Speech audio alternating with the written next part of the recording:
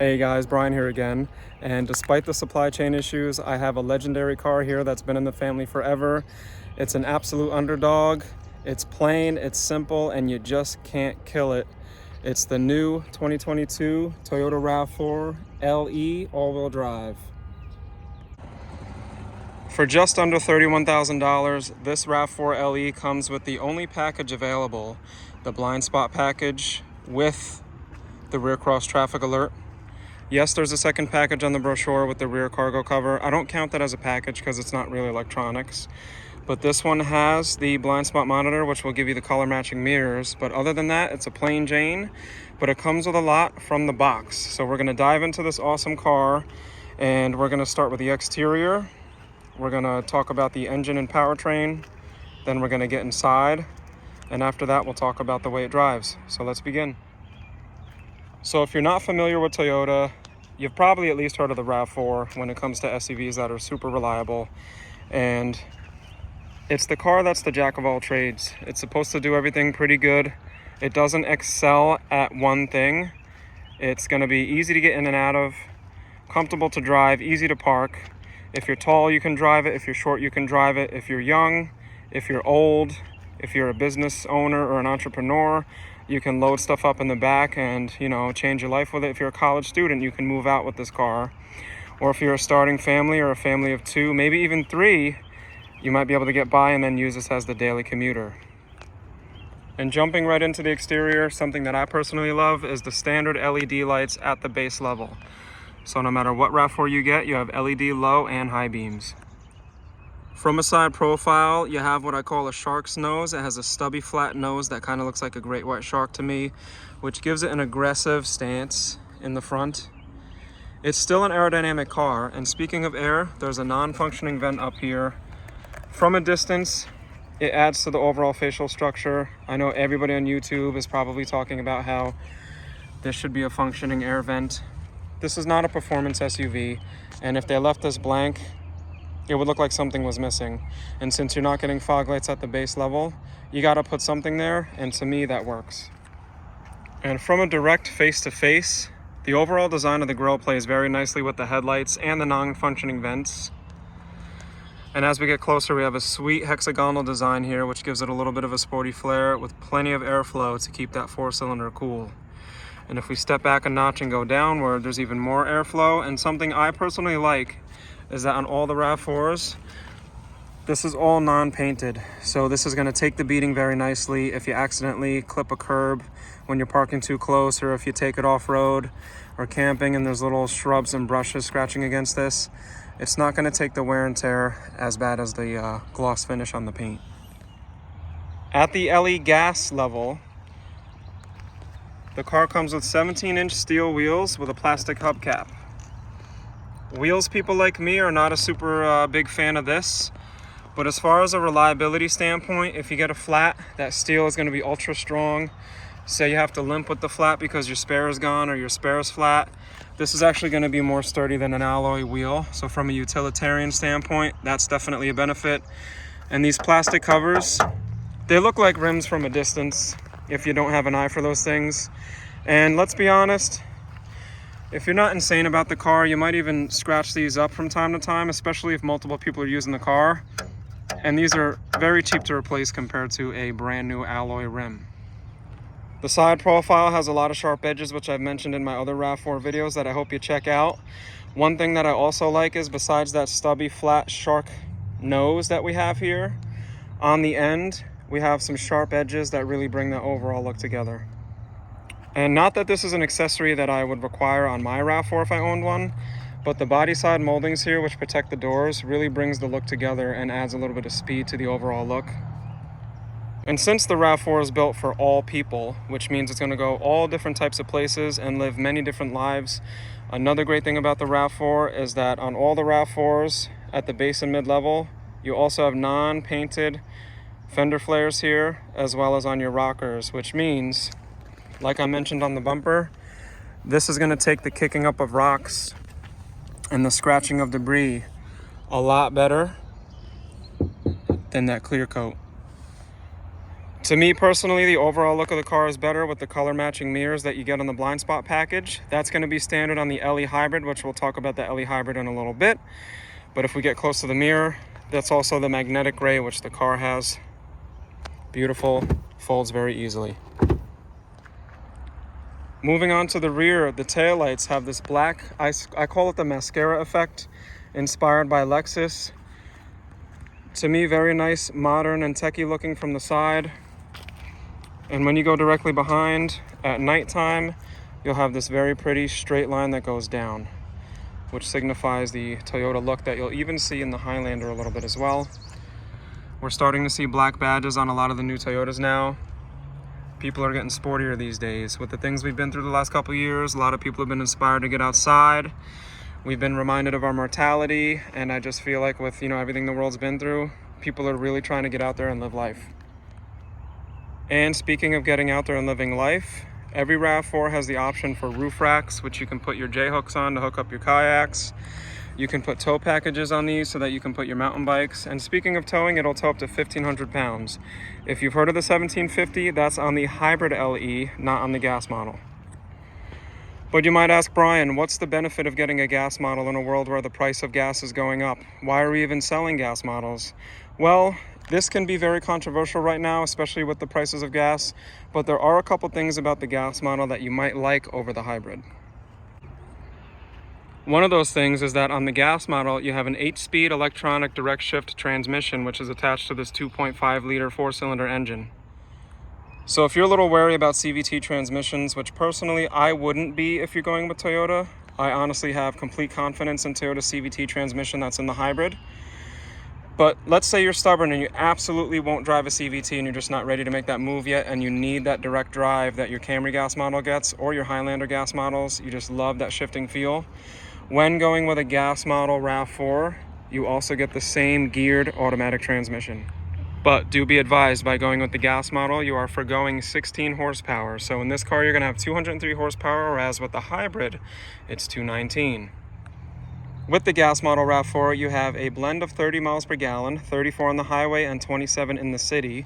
So you're going to be averaging around 30, whereas you're going to get at least 10 more miles per gallon blend when you go with the hybrid. However, looking at the overall design of this engine bay, like I mentioned in a lot of my videos, we have a very simple design here. This is just a dust cover. I can add oil very easily if I ever need to, which you shouldn't really have to, but I can check my oil very easily. Servicing the fuel system is easy. The fuel rail is right over here with my injectors literally exposed and easy to see. So in a few 100,000 miles, all of my important items are up top. And speaking of which, my alternator is right up top for me in case I ever need to replace that down the line. All my fluids are very easy to check. Everything is very visible. And on the right side, it's easy access to my engine air filter, and the battery comes right out when it's time to replace it, and checking the brake fluid is as easy as leaning right over. So Toyota's remaining true to that simple design, which only does one thing: lowers your cost of ownership and creates an ease of the overall experience. So now that we talked about the exterior styling and the engine and powertrain and some specs, let's get inside this car. We'll go over the cargo space, jump in the back seats, and get to the most fun seat, the driver's seat. Right away, I want to get into the back here. The switch, or button for better words, is just right of center. I push this, give it a little bit of a pull, and the door opens automatically. Here's what it looks like in the back of the RAV4 LE. This is going to be very similar to any RAV4 that you get. It's just over 37 cubic feet with the back seats up. This also has the optional cargo cover, which is very easy to slide on and take off completely. When the seats are folded down, which is easy to do from either opening the back door or from right here,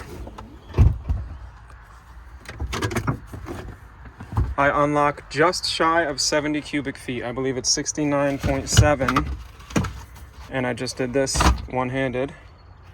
And in seconds, you now have a mini pickup truck with way better gas mileage.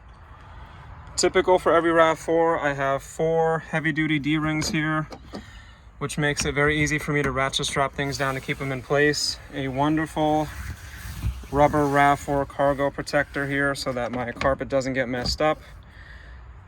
a nice size cubby so I can put some fluids or parts or a little bag. And now instead of the candlelight, Toyota's finally given it to us, the bright white LED. Underneath, I have a temporary spare that'll work on any one of the tires with my tools and a little extra storage to put some emergency gear. The thing that really separates this from the Highlander, in case you were tossed between the two, say you just like the Highlander a little bit because it's a little bit bigger, you're willing to spend a little bit more money, is that putting things in is a little easier because the shelf is low. It's right above my knee, whereas with the Highlander, it's like another 4, 5, 6 inches up like this. So if you're not a very tall person and you don't need the back seats of a Highlander, or, you know, compared to some of the competition, what's nice is with my arm all the way down, it's simple to just slide things in and grab them and slide them out. I don't have to lift them to put them in, which is nice. It's not an electronic hatchback, and it's not even an option. So what you'll have to do is, you can do it with 2 hands, but I only have 1 hand available. You just pull that down, and with your other hand, give it a little push, and it closes right up. I have nice old ladies in their 70s and 80s that use this, and they're fine. One of them is actually a really small lady, so she ties a string to one of those handles. But I give it an A+.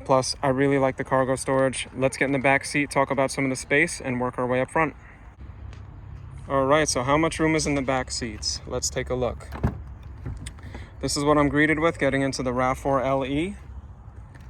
Standard cloth interior. It's not as fuzzy as it was back in the day. So this is, it's a little more of a sporty material, kind of like a jersey. And it's gonna basically be easier to vacuum or take a rubber brush and get some of the dog hair off, or the cat hair, hamster hair, whatever you're into. With the all-weather mats, 1-piece all-weather mat that's going to cover everything here. And old school RAV4 people, shout out. Rear ventilation standard on every RAV4. Wonderful. In my Toyota Tacoma, I wish I had that. Let's get inside. Also not standard, the door sill protectors, which I highly recommend. You'd be surprised how much people step on the door sill and scratch up the paint. More of that hexagonal design showing up here. A bottle holder, but not a tray in the back, so not a ton of storage here. And a brushed chrome finish with hard plastic all the way through. Another great thing about the RAV4 is that the rear seats actually recline. So by taking this little lever, I can push the seat back and sit back a little bit more, or I can be more upright. My shoulder sits about here, so I don't get claustrophobic because I have a really big window right behind me about the size of somebody's head. It's a little bit bigger, and a very big, spacious cabin that reduces the claustrophobia in case your kids need some open spaces, or your rear passengers or adults that don't like to feel like they're in a 2-door coupe. This is great. Here's my eye level. If I put the seat up a little bit, my eye level gets a little higher. I'm not trapped by the headrest, which is nice. Unlike some of the competition, the buckles for the seatbelt are made to be able to do one-handed. They do not get lost. No matter how hard you press, they don't get lost. And these seatbelts, you can let them go, and they do a really good job just going back into place. And the hooks for the car seats are exposed without hurting you. It just makes everything super easy. There's also a fold-down armrest that hovers like this and stops. Seems to be at the right height for most people with 2 cup holders. I'd say there's plenty of space. My best buddy has a Corolla SE that has less space than this, but when I sit in one of these, oh yeah, I could go. I have the seat set up for me at 5'10" in the front, and I have probably about 11 inches of space. So you could have a really tall person driving and then a, you know, regular size adult back here, and you'd be fine. Let's go to the front. Here's what it's like being the co-pilot in a 2022 RAV4 LE.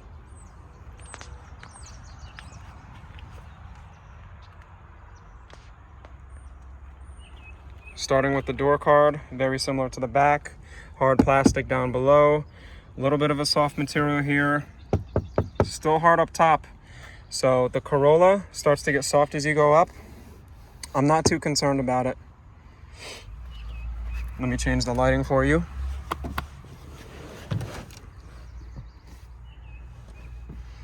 I'm biased towards certain things. Everybody's taste is different, but I like that it's a sparkly silver that looks like a brushed chrome instead of a real chrome, because I don't like how chrome shoots the sun directly into my eyes. If you know Toyota buttons, they just have that solid feel. The window switches feel very solid. It doesn't feel cheap. Like before, not a ton of storage, but they're giving you a little bit of a tray, so you can fit a bottle here and maybe a small clutch right over there. I think the tray could have went a little bit further. Toyota has their reasons for doing things like this, so maybe the motor is in here somewhere, or they figured this was all the space that was needed. I don't design the car, but I do think that this could have been a little bit bigger, but it wouldn't make me not want to buy this car. Onto the dash, we have that same brushed chrome look. With the 7-inch screen, no option to upgrade the screen size, but it's doable for most people. That's measured diagonally. And as far as visibility is concerned, as the co-pilot, I feel like I'm wearing a set of goggles. It's perfect. I love how there's a window here and the mirrors on the door so I can see to help out the driver. And, you know, I can just look at the wonderful world while we're going on trips wherever we're going. I don't feel like I'm enclosed and trapped. But more importantly, before we're sitting in this seat too long, let's go into the driver's seat, start it up, and get the air conditioner on because I'm getting a little hot, and go over what I think about the overall design of the interior. You ready for the classic beep? Let's go inside. So here's what it looks like getting into your brand new 2022 Toyota RAV4 LE.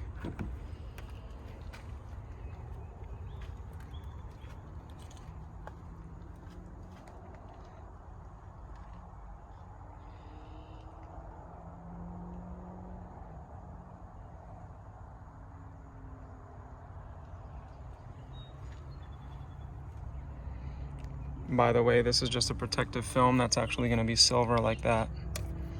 Gorgeous.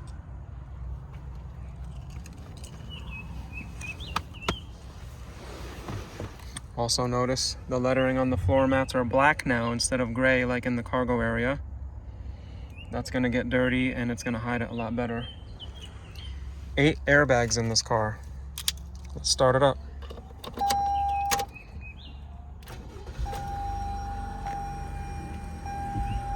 Simple introduction.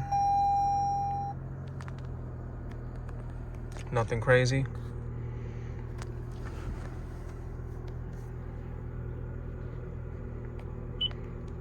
Looks just like a Toyota. Feels like a Toyota. Electronic assist on the steering makes it very easy to operate.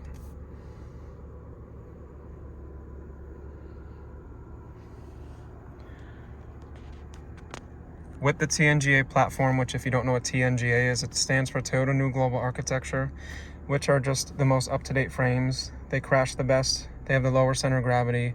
They're just made for being optimal at everything.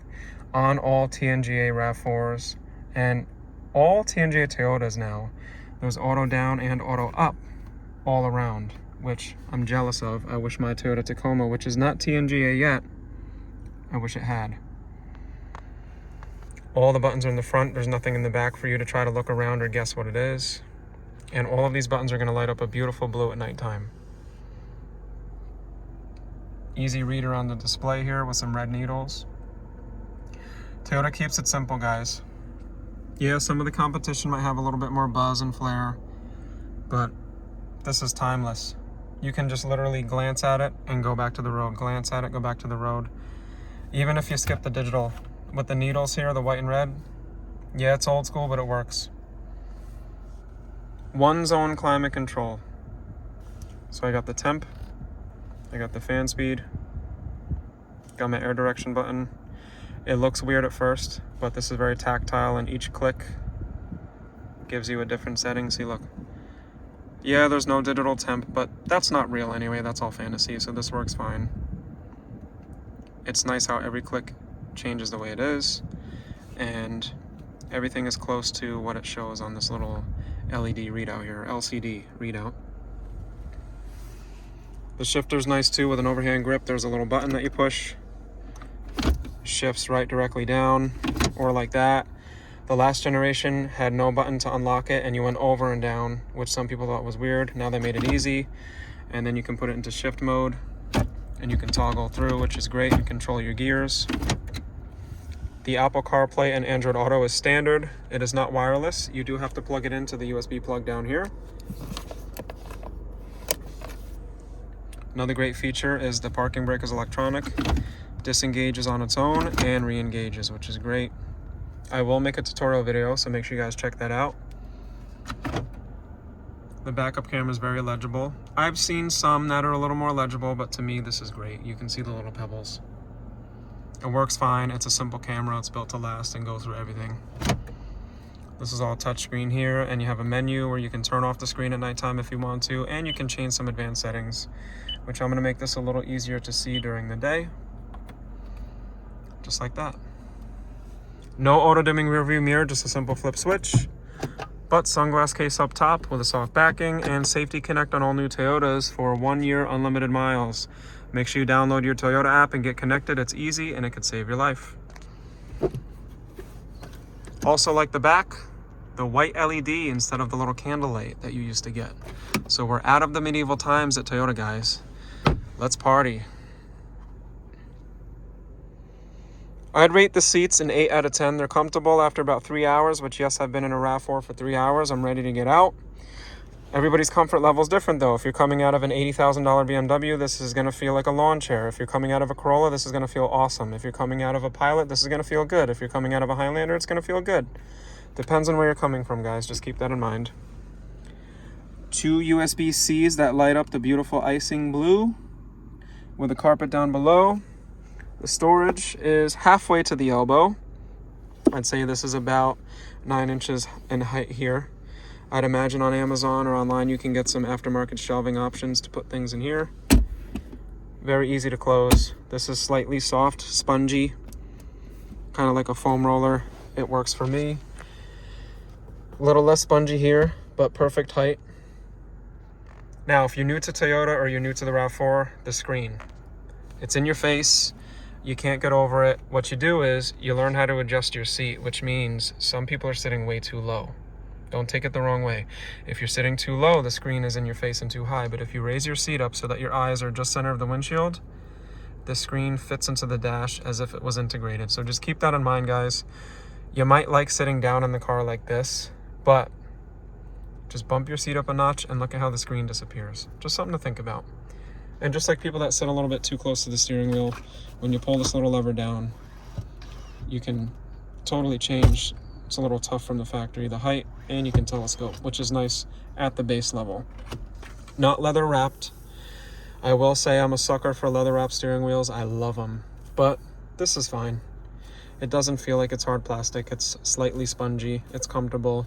I feel like this is going to last 300,000 miles and barely start to wear down. Let's talk about the way this car drives. Okay, so before we drive the car, there are 3 buttons that you might want to use while driving. Eco mode, normal, and sport. Normal is going to be what your typical drive is like. Eco is going to depower you and give you a couple more miles per gallon. Sport mode is going to give you a little more power, but it's going to take away a couple miles per gallon. You don't have to come to a stop to use any of these features, and you can hit them just to change the way the overall feel of the car is or to accomplish a little more MPGs. But without further ado, let's take this RAV4 for a ride. I'm in normal mode, and we're off. So first thing you'll notice is the engine note. It has a little bit more grunt to the overall engine. It was designed that way on purpose.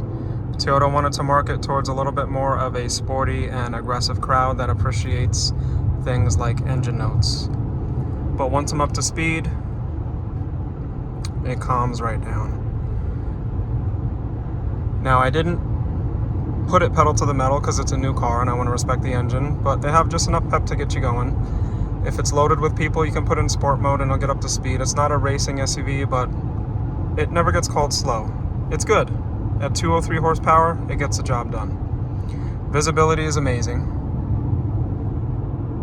Like I said, I love that the mirrors are on the doors.